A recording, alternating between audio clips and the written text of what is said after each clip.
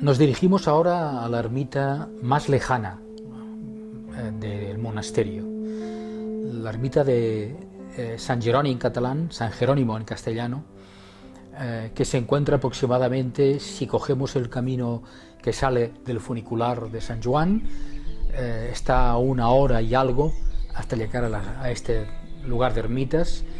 Y si también podemos llegar a la ermita a través de las escalas dels francesos por el camino interior del valle. Ese camino nos llevará más tiempo, cerca de 2 horas, 1 hora y media, 2 horas. Es un camino que utilizaban también las mulas y los caballos en Montserrat, el único de los pocos caminos que se pueden utilizar con animales de carga, y nos lleva prácticamente por encima del valle, del torrente de Santa María, y nos permite ver sobre todo los monolitos y las agujas de la parte derecha de Montserrat. Vemos por un lado las ermitas, algunas de ellas se pueden ver desde este camino. Vemos en la parte superior San Dimas, la ermita que está junto al precipicio de entrada al monasterio, San Benet, por ejemplo, que hoy en día es un refugio, San Salvador, muy escondida, y finalmente también podemos ver a San Antoni, ¿no?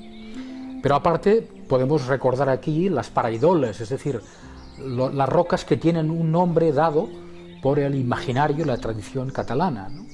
Vemos la momia, que es una de las rocas emblemáticas de Montserrat. El elefante es otra de las grandes figuras que aparecen en estas formas rocosas. El mono, hay discrepancias si existe o no, y sobre todo vemos el cavall Bernat, que está rodeado de leyendas, que es una de las rocas emblemáticas de la montaña.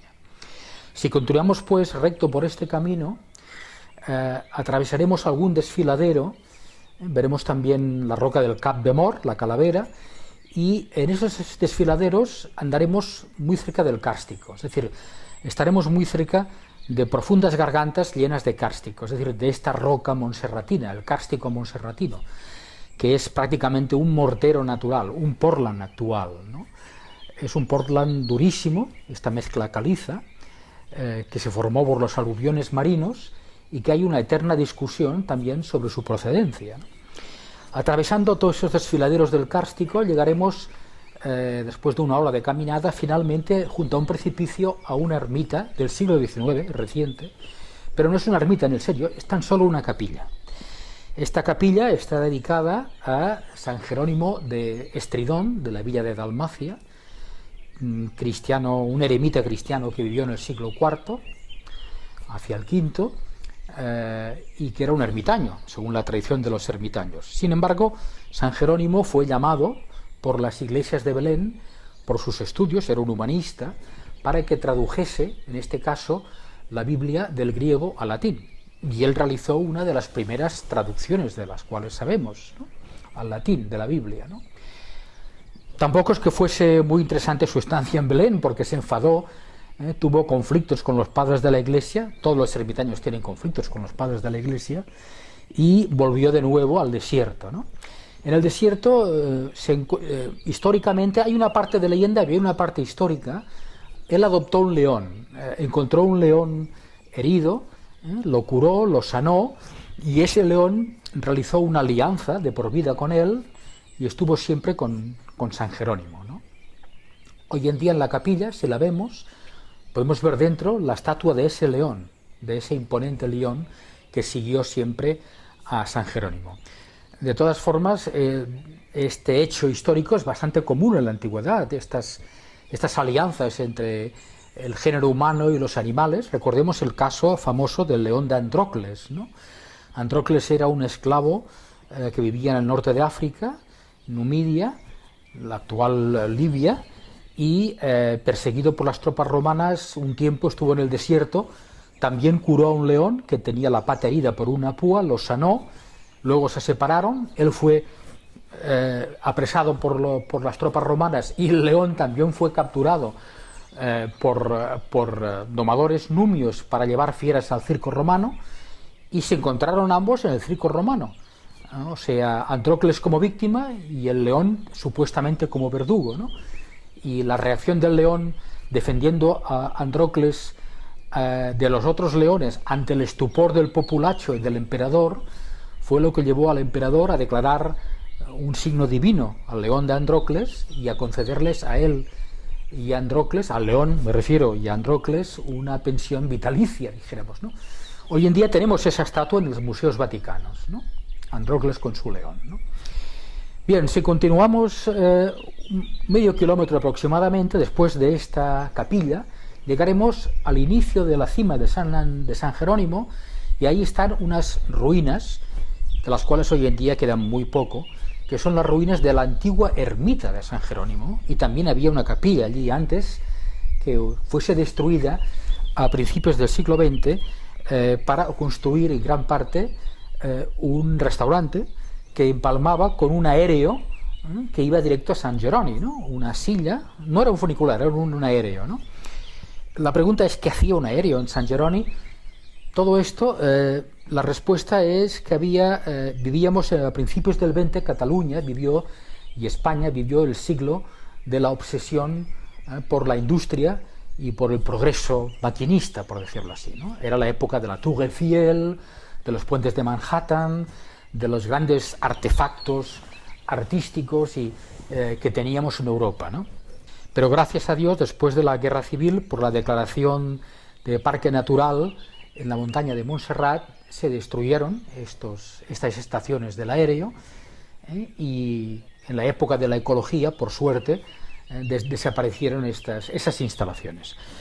Lamentablemente, las nuevas tecnologías nos llevan a una segunda ola. Actualmente, no del todo ha desaparecido Montserrat, este ataque de la industria, ¿no? Tenemos un heliopuerto en Montserrat y unas antenas repetidoras de móviles que habría que eliminar también, ¿no? Si realmente nos tomamos en serio la ecología, ¿no? Bien, continuamos desde estas ruinas para arriba, a unos 300 escalones, llegaremos a la cima. La cumbre de Montserrat, de 1.235 metros, aunque hay una discusión sobre si son más y son menos debido a la construcción de la Miranda. Cuando Humboldt en 1800 ascendió a esta cima, azotada por los vientos eternos, decía él, se encontró que había una capilla con cristales en esta pequeña cima. Hoy en día, lamentablemente, ha desaparecido, y lo que hay es una baranda con una rosa de los vientos. Realmente el espectáculo es grandioso. Podemos ver Pirineos, la parte derecha hasta la parte prepirinaica también, Cardona, en la parte izquierda hasta el mar, vemos todas las serraladas hasta los Ports de Bessèges, hasta el fondo, la parte de Tarragona. Es preciosa la visión que tenemos, orientada a Francia, básicamente, ¿no?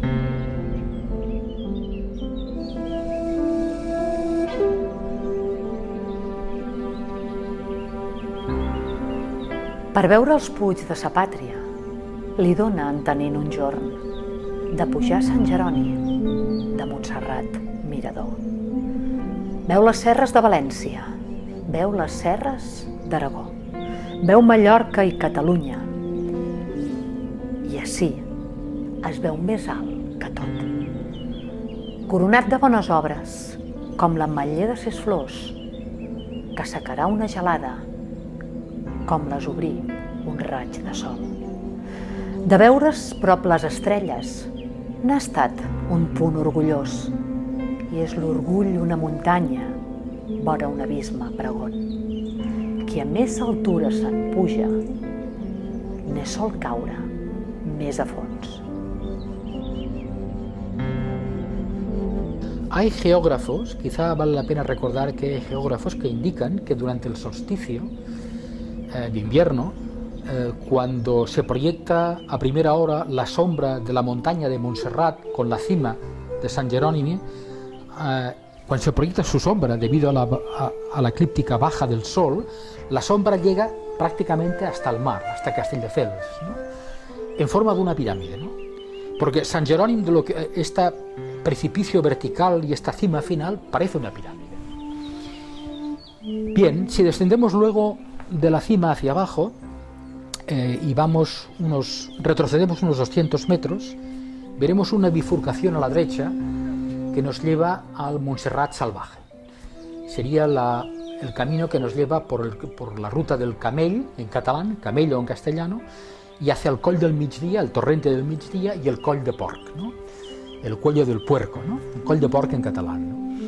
Este es el pórtico del Montserrat silvestre, salvaje, donde viven los jabalíes, las cabras, una vegetación mucho más ubérrima, donde no hay turistas, por decirlo así, donde es muy fácil perderse, donde allí realmente es súper fácil las desapariciones de Montserrat, y ese lugar, yo creo, si nosotros desde el punto de vista espiritual queremos realizar en esta zona una introducción simbólica espiritual al ermitaño moderno, como ya venimos comentando con otras ermitas, es una zona perfecta para realizar una iniciación a los cuatro elementos, ¿eh? A tierra, agua, fuego y aire, ¿no? Por la sencilla razón de que los lugares que hay a partir del Coll del Migdia nos invitan a tener una relación directa e inmediata con los cuatro elementos, ¿no? A redescubrirlos, ¿no? Pensemos que hoy en día los cuatro elementos que la humanidad en las ciudades, en los lugares industriales vivimos, son elementos desvitalizados, prácticamente domesticados. No tenemos ni los efluvios terrestres reales, ni bebemos aguas cloradas. Aquí tenemos la oportunidad de beber aguas de las cisternas y del torrent del Migdia. El aire, prácticamente tenemos miedo a las corrientes de aire, las cuales aquí en Montserrat las descubriremos, los diferentes vientos que llegan a Montserrat, ¿no? El mismo fuego que tenemos dominado en nuestra casa por el gas industrial, en Montserrat podemos redescubrirlo, inclusive en las cuevas, en las oquedades, y realizar alguna ceremonia del humo chamánico, por ejemplo, ¿no?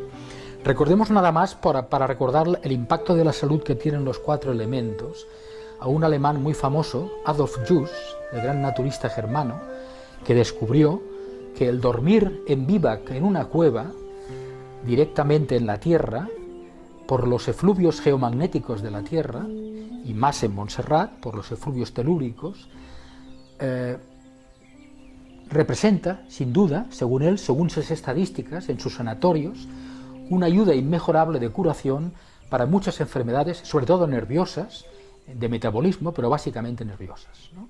Recordemos pues esa enseñanza de Adolf Just, que la mitología también nos recuerda, con el gigante Anteo, que Hércules solamente podía dominar si lo elevaba de su contacto en la tierra.